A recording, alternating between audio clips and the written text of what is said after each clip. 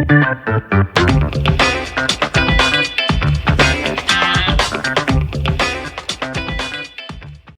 it going, everybody? Welcome to the Real Estate Investing Club. Gabe, your host here. We have a very special guest with us today, so grab your pen and paper and prepare for some wisdom bombs coming your way. Before we get started, I do want to say that this is a free course, and we do really enjoy doing this. So the easiest way for you to support us, if you like this show, is to subscribe, like, and share with your friends and family. That's the easiest way, and we really appreciate it. Secondly, we're an active investing company. We market nationally for properties. So if you want to join our buyers list, become a partner in a program, or if you want to bring us a deal for a single family, multifamily, or mobile home and RV parks, go to www.therealestateinvestingclub.com to get in contact with one of our partners. Finally, we developed a course for everybody wanting to get involved in single family, multifamily, and mobile home and RV parks. So if you want to do that, if you want to learn how to invest in those asset classes, go to www.therealestateinvestingclub.com and check out our course there. That's all I have to say for now. So I hope you guys enjoy the show, and I look forward to seeing you guys on the other side. And we are live. Yonah, thank you for joining us today. How you doing? I'm doing wonderful. Thanks so much, Gabe. It's a pleasure to be on the show with you. Absolutely. Absolutely. We were talking right before the show. It sounds like you've been on over 100 podcasts, which has to be some kind of world record. So I'm very happy to have you on here. To get us started, why don't you tell everybody, who you are, what you do, and how you got started in real estate in the first place? So, Yonah Weiss, I'm, what can I say? I actually spent probably about 15 years or so as a teacher. So really my passion is in teaching more than anything else. That led me to real estate because a teacher's salary does not pay the bills, basically. And I was looking for something else. And real estate was just one of those things that I had a bunch of friends that were doing different stuff. I had some that were brokers, some that were investors, some that were owners, some were mortgage brokers. And I'd never really even talked to them about real estate, like ever. And I was like, well, there's so many people doing this. And it seems like an industry to get into if you don't want to have any real formal education. And I loved, what I did, but I hated school, right? I hated school. Yeah. I loved learning the process from actually doing things, right? So studying on my own and picking stuff up, that I love, but having kind of like tests and formal things. But learning in the classroom as a teacher is totally different than learning as a student. And the teachers really, you learn more as a teacher than you do as a student in many ways. So that being said, I set out to just learn everything I could about real estate from my friends.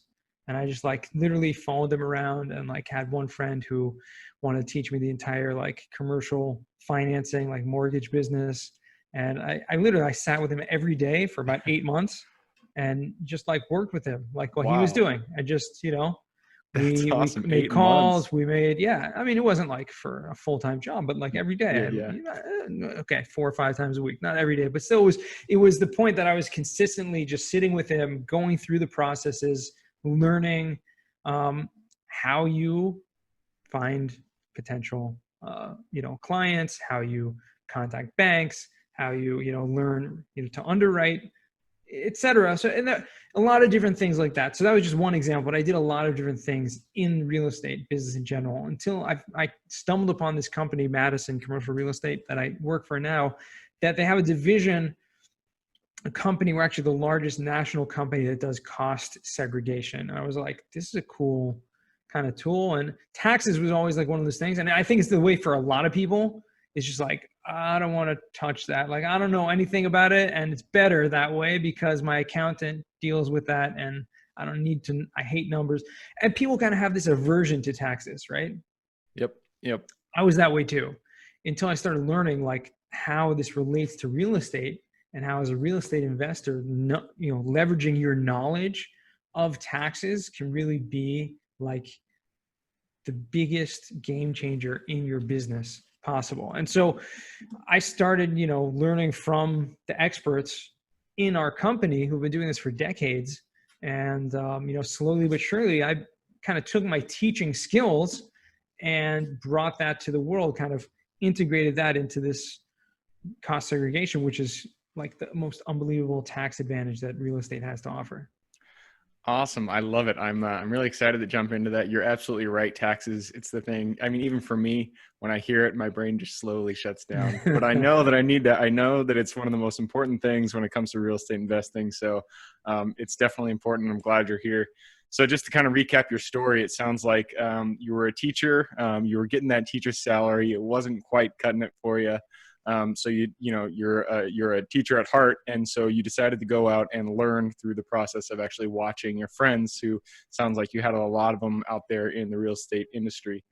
So you stuck with one for even 8 months, that's impressive in and of itself, just really being the shadow on the wall. And after doing that for a while, you ended up at Madison Spec. And you have jumped into their cost segregation department, and that is your bread and butter. That's where you're really shining. That's your expertise.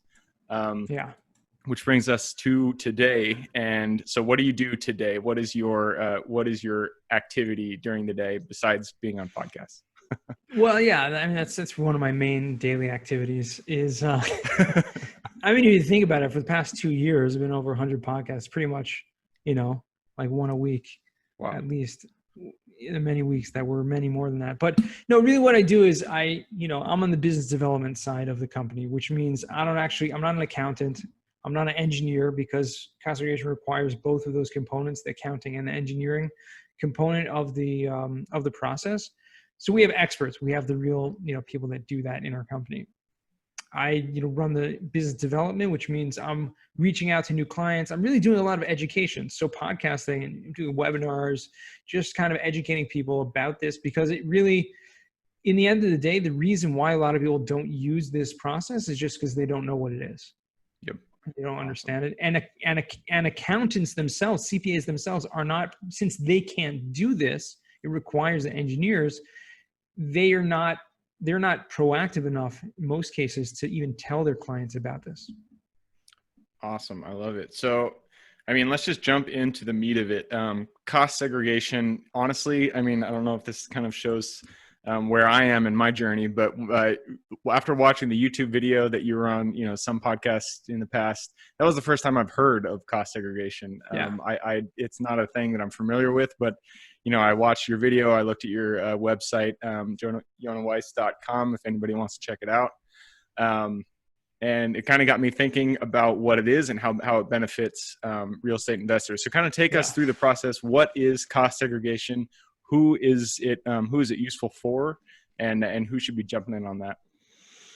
Great. So I'll turn the questions around just so that anyone who's listening can kind of understand this. And part of the reason, it's really relegated for more people who have larger real estate holdings. And it used to be, 10 plus years ago, just for like large corporations and people with like huge, multi-million dollar portfolios and things like that. Now it's still to a certain extent, and we'll get to why this is when we explain what cost segregation is, but usually for people who have holdings of real estate at least over $500,000.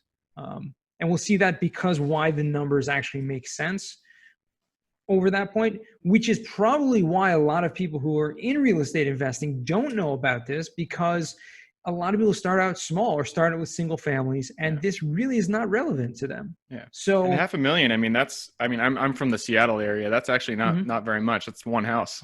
Right. And so that's true. Yeah. Yeah. But how many people in the Seattle area who are investing in real estate actually invest in Seattle? That's true. Because, people who are starting out small, and, I've spoken to hundreds of real estate investors, and many of them started out with, single families, talking about fix and flips, or whether it be, small buy and hold properties or small multifamily properties where you can buy in certain places in America, certain states you can buy a nice size, an 8-unit building for $300,000, right? Yep, absolutely. So it's still not necessarily going to be relevant to them, because as we're going to see, it really has very much to do with what's the purchase price, what's that value of that property. Okay. So that's why. So just as a preface, if this is you, okay, then keep listening with an attentive ear, because it's going to be relevant right now. If this is not you yet, you still want to make sure you're paying attention, because this probably will be you if you keep at it in a year or two, if not less. But it's unfortunate that a lot of people who have smaller properties never heard of it because it's just not something relevant to them. It's always important to educate yourself and to learn all the strategies that are there. But obviously, most people are focused on their bottom line more than anything else, right? So you want to take care of what's going to be relevant for me right now more than, okay, that's not going to be relevant for me for a year or two from now. But understand this well, because once you get what this tool is, know how to use it, this will literally scale your business, much faster, accelerate it much faster. So what is cost segregation, right? A weird name. Okay. We don't want anything to do with segregation at all, but this is a tax tool. Okay. And it's based on depreciation. It's like an advanced form of depreciation. Now, so let's take a step back. What's depreciation? Right? This is a tax deduction that you get when you buy a property. Okay? As long as you're not your personal residence, your business property, investment property, you now get to take a tax write-off, literally, of the entire value of your property. Okay? You buy a building for $1 million. Guess what? Now you get to actually literally take an income tax deduction of $1 million, but not all at once. Okay. So right. Don't get too excited. It actually split up over a 27-year period, 27 and a half year periods to be more specific, or 39 for commercial properties, excluding multifamily. You get to take this deduction called depreciation, which says, yes, things go down in value as time goes on. Well, not exactly. It's based on that principle, but in truth, right, it's theoretical. Okay. Things do go down in value as time goes on. And that's what depreciation is based on, that principle, but it's not really true when it comes to real estate, right? Real estate is going up in value as time is going on. It's the only type of investment that intrinsically is going up in value as time goes on. Because you can't make more land. You can't make more land. That's right. Which is incredible. Nevertheless, the IRS says the day that you buy a property, you now get to start this calendar of 27 and a half years over. Okay, from day one. And now you get 27 and a half years to write off, income tax write off this property. So the first thing you do is you allocate a certain amount to land, because land does not depreciate. But whatever's left does get depreciated, and therefore you can take a tax write off of that value. So let's just give a simple example. $1 million building, and I'm using $1 million because, again, as you'll see in the numbers, you'll see how much benefit that is. If you divide that by 10, we're doing a $100,000 property, you'll see how little benefit there is. Okay, which brings me back to the point I made at the beginning, which is it's really more beneficial, for bigger properties. The bigger the property there is, proportionally, the bigger value there is in the cost segregation. Gotcha. So of that remainder, okay, let's allocate a certain amount to land, 20%, let's say. $800,000 is left, okay?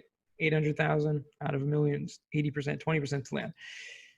Of that $800,000, normally what your accountant would do is take depreciation of the whole amount and literally divide that by 27 and a half, and you get that amount as a tax deduction from your income tax. Okay, we're talking income tax deduction right away. So $29,000 a year. Exactly. So what happens? You made $50,000 from your property, your net operating income this year.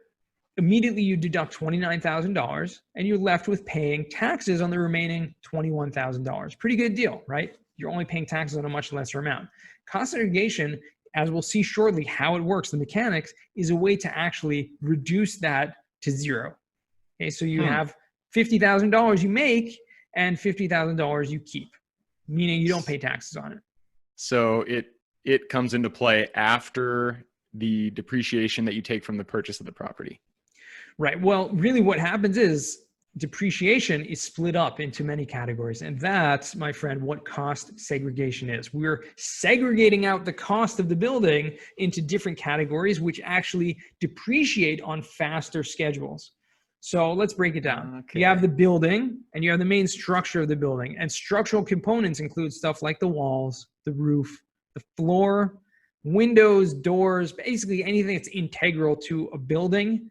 That you can't have a building without this, okay? So toilets, right? Things that are main plumbing, main electric, you can't have a property function without this. Anything else that's in the property that's considered quote unquote personal property, and this is IRS terminology, is depreciated on a 5-year schedule, Oh, which wow. means anything like carpeting, furniture, Really appliances, interesting. yeah, cabinets, fixtures, right? Window Cabinets. treatments. Yeah, anything that's not literally structural, all of the value of those things can be depreciated, meaning you can take as a tax write-off that value over a 5-year period. Huh. Okay. Okay. So in a multifamily property, very often it's around 20%. Okay, give or take, and each property is different, but around 20% of your building value, again, $800,000 of the $1 million purchase price, right? 20% to land, 200,000 to land, and 20% of the remaining $800,000, that means is in that 5-year property, in those assets of the carpeting and the fixtures and the furniture and all that stuff. So in the first 5 years, instead of taking a $29,000 deduction every single year, in those first 5 years, you get an extra $160,000, right? Which that $160,000 is going to be added to your $29,000. And guess what? In those first 5 years, you're basically taking, Not paying taxes. yeah, you're doubling, if not more, your tax deductions. Huh. Interesting. So that's just one example. You said, so basically cost segregation is divvying out the different aspects of your property, and then applying different tax structures to those aspects, and reaping the benefits of those versus just taking them all in one chunk, which is what most real estate investors do. They just take the 29-year deduction over the 29 years, and they don't reap the additional benefits that a cost segregation study would bring them. Does that kind of sound right? Yeah, pretty more or less, because yeah, exactly. The IRS, and believe it or not, this is the preferred method or the accurate method of actually depreciating your property, is doing a cost segregation study. And according to the tax code, that each item in your building actually has a different tax life to it, which means you should be depreciating it at that schedule. So your carpeting, you should be taking as a tax write-off over a 5-year period. But unless you do a cost segregation study, which requires an engineer to actually come to the property, identify what everything is there, literally breaking down to, what's the square footage of the carpeting, how many fixtures are there, how many, cabinets are there, literally everything, every square footage of the property with a very detailed report, with calculations and assets, whole numbering system and it's a lot of hoops to jump through. But doing that study, which is exactly what our company does, you're able to now claim, like you said, claim those deductions at a faster rate, and therefore, which again is the proper way to do this according to the tax code, and then get your tax benefits, get those tax deductions now in the early years. We're front loading. Again, we're not creating deductions out of thin air, but what we're doing is utilizing those tax deductions to your benefit so that you can pay less taxes now when you need it, as opposed to worrying about it, sometime in the future when I may need them or I may not need them. It's using your, the leverage of your own taxes for your benefit. Awesome. Okay, so a couple questions pop up into my mind. Yeah. The first one is this only applicable to people who have recently, within the last year, purchased a property? If you purchased a property 5 years ago, is this still relevant? Is it still something that you would be doing at that point, or? Yeah, excellent question. It's something you can do actually retroactively. You do not actually need to do this in the first year of acquisition. If you were depreciating your property, and what happens with many people is that they take a tax, right? Accountant sets up their depreciation in what's called the straight line method, taking that entire amount over a 27.5-year period. Yep. Now, once you do that, you've established that in your tax form, in your tax returns, right? You don't actually need to go back and amend any of your tax returns. All you need to do is file a form, which is called the 3115 form, which is a change of accounting method. In doing this, you now can tell the IRS, I was using that method, straight line, but now from 2020 forward, I'm going to be using a different method, which is called the cost segregation method. And now I can get retroactively, I can make an adjustment, not amendment. I don't need to amend any tax returns. I can just make an adjustment of all the depreciation I missed from the past 5 years that I should have taken had I done it this way. And so now in this year, I can get a huge tax deduction this year, which is really beneficial. It's like getting a big bonus Awesome. of tax deductions all in 1 year. So if Joe listener, he bought $1 million property 6 years ago. He's been doing the straight line method ever since, because that's what his accountant or his CPA told him to do. Mm-hmm. He's listening to this podcast. He figures out, about cost segregation. So he can go to a CPA and say, we need to file a 3115 form. I want to do cost segregation. So Joe can still retroactively gain the benefits of cost segregation going forward. Correct. Now his accountant might turn around and be like, I've never filled out a 3115 form, and it'll go to the IRS website and it has instructions of how to fill it like any tax form, but it'll say it should take you somewhere between 6 to 8 hours to fill this form out. And the accountant's gonna be like, it's not worth it to do the cost segregation. You're not going to get anything from it. This happens way too often. So one of the things we do as a firm, Madison Specs, again, we're the largest national company that does this. We do that form for you for no extra charge, just because we do them every single day. Right?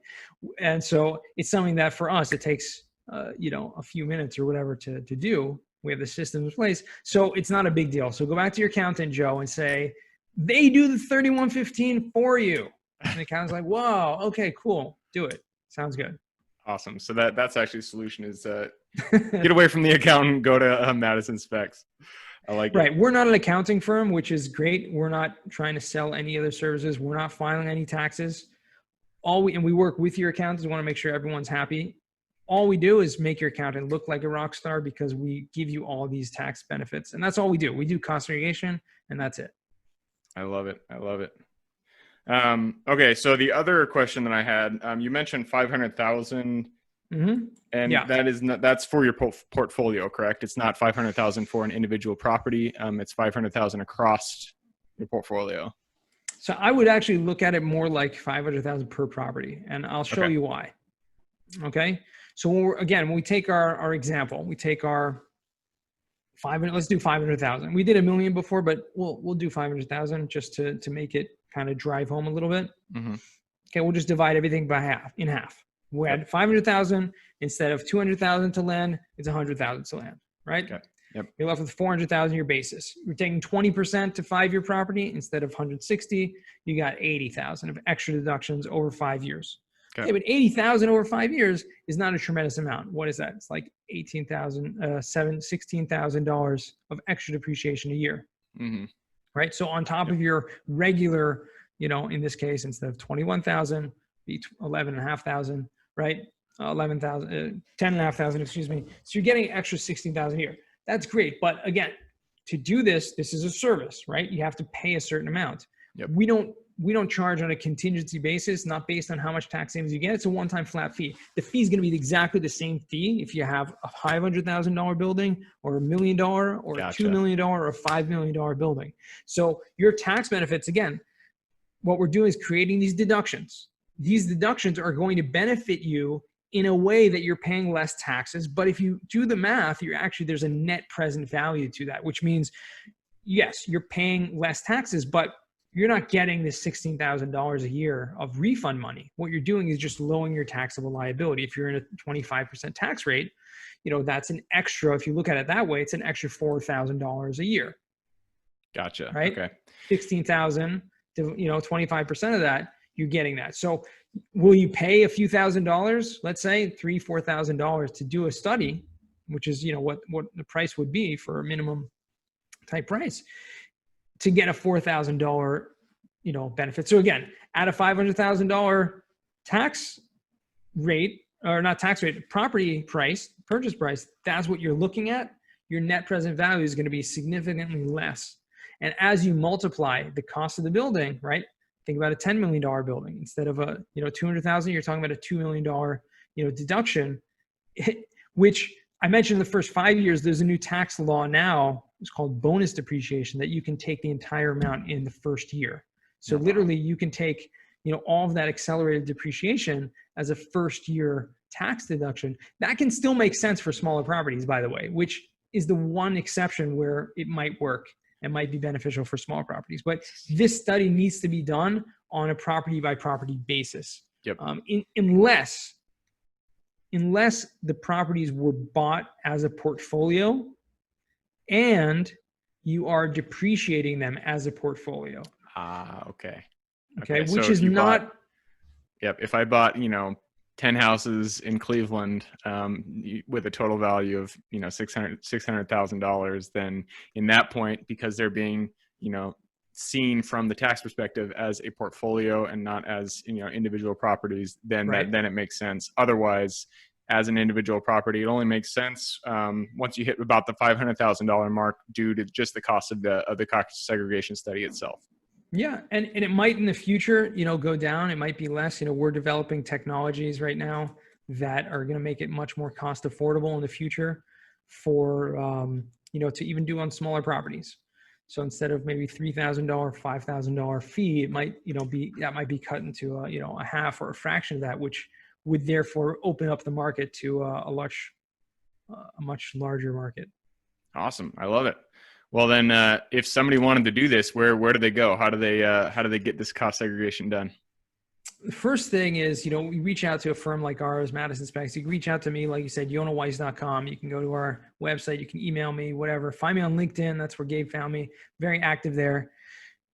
We always run a free analysis, which means we will, without having to go to the property, we'll look at the property. We'll look at numbers. We'll look at certain data about your building. We'll be able to tell based on that information what your potential tax savings are going to be. And it's not just like throwing out a number and like maybe we're going to be off if we do the full study. This is like the bottom line minimum deductions you're going to get if you do a full study, which we do this as an educational piece that you can see, choose, decide for yourself. Does this make sense for me? Does it not? So the first step is always reach out, get that free estimate. It's very informative. It just shows you, if I do a full study, this is going to be my tax benefit here. Does it make sense? Does it not make sense?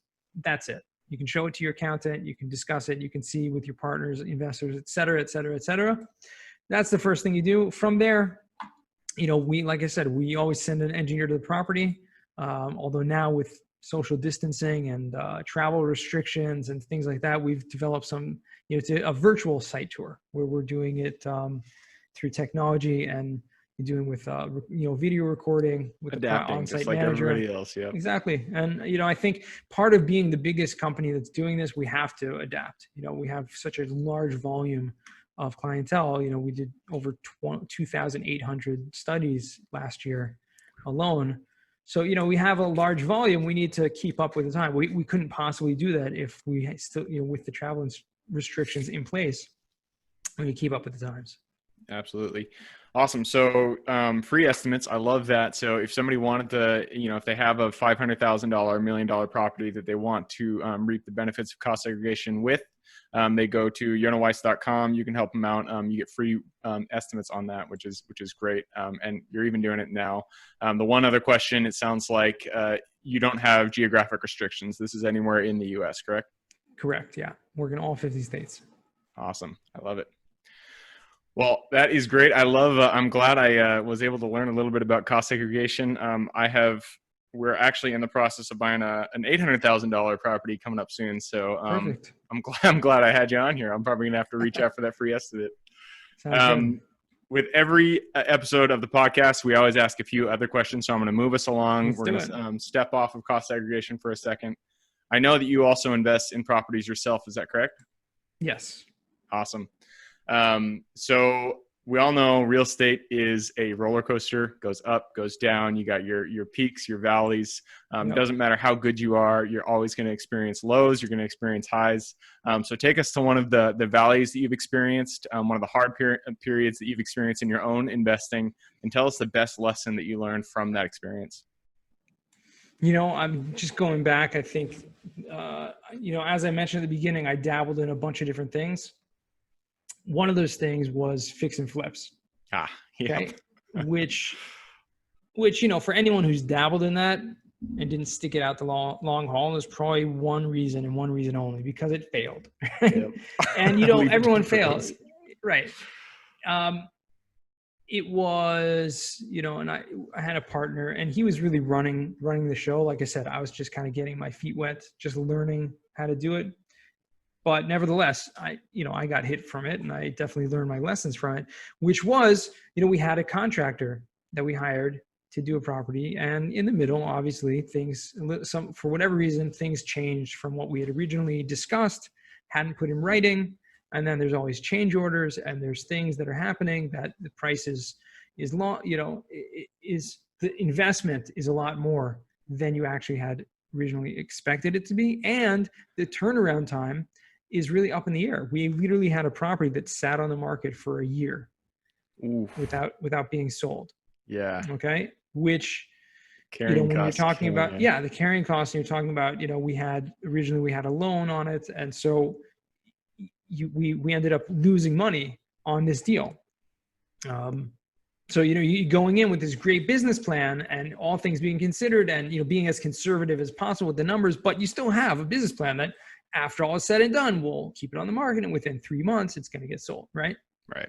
No, it didn't happen. So that was a big hit, a big loss, big learning experience. And that's why I probably will never do a fix and flip ever again. You and me both, my friend. I did fix and flips. I did 3 of them to start out, and that was it. 3 was my number, but I'm glad you learned that lesson. It sounds like so get everything in writing. It sounds like that was one of the big things there. Contractors, if for all you fix and flippers out there, we love you. You guys got more cojones than myself, but contractors can be the biggest, hair in your entire thing. So make sure you get people you trust, and make sure you get things in writing. If a handshake is not going to work, especially when you're talking about contractors, because they're the ones that really carry the value into the property. So glad you came out the other side. Glad to have you here. So now that was your low point. Take us to the top. We're all in real estate for a reason, one reason or the other. You're still here. You're still loving it. What gets you out of bed? Why are you still in real estate? I love networking. I love the fact that you can literally meet anyone around the country doing anything. And because of the business model that I've kind of created for myself, which is through social media, being a very big value add, providing a lot of content, making a lot of connections to people, not to people, making connections among other people. Like, I'll try to introduce people all the time, just throwing it out there and connecting all kinds of people within my network. And I think that's been the biggest value add to me, because I can literally go to anyone that I know. It doesn't matter how big they are. And thank God, because our businesses, we have a lot of, like I said, 2,800 last year alone. We have a lot of very, very big players in the real estate game that we work with around the country. So that, that's a huge, they say that your network is your net worth. That's huge. I literally got my feet wet in multifamily investing recently, Okay. larger multifamily kind of, I wouldn't say syndication, but kind of deals where with a couple partners. And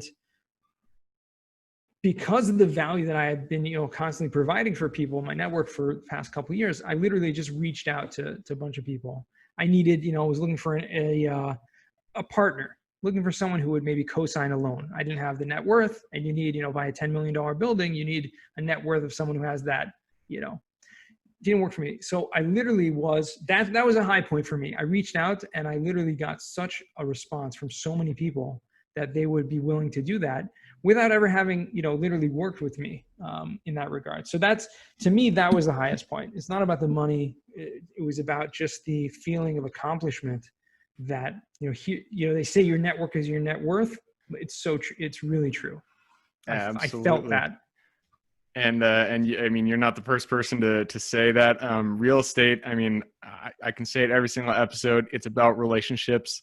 Not only is that what makes you successful, it's also what, that is the benefit of it. It's such a networking game. It's such a relationship based game that, it just brings you so much. It brings me a lot of satisfaction, and you as well, knowing that there's people out there that you can give benefit to and benefit from. And so relationships really are what brings people together. And that's what gets me out of bed for this too. So I'm glad you're on the same page there. Moving on, one little thing, we try to keep this to around 20 to 25 minutes. I've been trying to be a little bit more strict on this. But to close us out, we all have habits that contribute to our success. Everybody's different, but we all have these common things that really contribute to what brings us the most benefit in our businesses. So tell us, what is the one thing that you do on a daily basis, weekly, monthly, whatever it may be, that you feel brings the most benefit to you and your business? Podcasting. That's a good one, but I wouldn't even say that that's like the number one. I say the number one thing would be, which is really connected to what I said before. I literally go out of my way to connect people. Every day I try to go out of my way to connect people. So you may be considered like helping people. And I look at it like helping people. Like, I love to help people. I love whatever I can do. And don't take me for a fool. Like, I know who to help and when to help. And I definitely have my limitations doing that. But that being said, I go out of my way to try to make at least one introduction every single day to other people. So I love it. That's helped me. And it's come back tenfold. I can tell you that honestly. Awesome. I love it. Introductions. It is. And it's such a simple thing because you can do it over email. You can do it on social media. It doesn't have to be over the phone call, though phone calls are the best, or in person. But it is I agree. It is such a underutilized or underappreciated method and, habit that you can get into to really grow your business and just grow your satisfaction with what you're doing. Absolutely. Awesome. Yonah, thank you very much for being on. I know I can speak for everybody listening and watching that we appreciated the wisdom that you shared with us today about cost segregation. You've already answered the question. The next question I ask is, where can people reach you? YonahWeiss.com. Go there if you want to learn more about cost segregation or hire Madison Spec to do a cost segregation study for your own property. I will also put Yonah's LinkedIn profile in the comments. So if you want to check there, click through, reach out, message Yonah, and he can take you from there. So again, Yonah, thank you very much. And for everybody listening and watching, we look forward to having you guys on the next episode. Thank you for joining us on the Real Estate Investing Club. If you've watched this far, I'm sure you've gotten a little bit of value out of this. So we would appreciate it if you hit that thumbs up, share it with your friends or family, whatever it may be. And if you'd like to share or partner with us on a deal, we absolutely love partnering on deals and are always looking for quality projects. Go to www.therealestateinvestingclub.com to get in contact with one of our partners. Otherwise, I hope you guys have an absolutely fantastic day, and I look forward to seeing you on the next episode.